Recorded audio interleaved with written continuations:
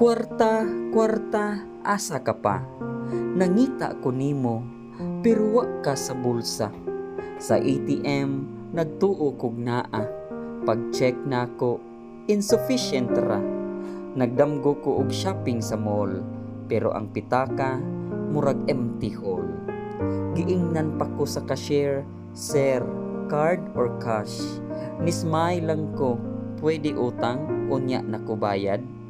Sa karinderya, gutom kaayo ko, pero ang kwarta, murag ni-resign sa trabaho. Ni-order ko og tubig nga libre, giingnan pa ko, "Tubig ra gyud, diet ka pre?" Bisan walay kwarta, sige lang gihapon, kay ang katawa libre sa tanang panahon. Ang importante, buhi ug way utang sa silingan, bisan panagsara ang sudan, basta na ay bugas sa kalan.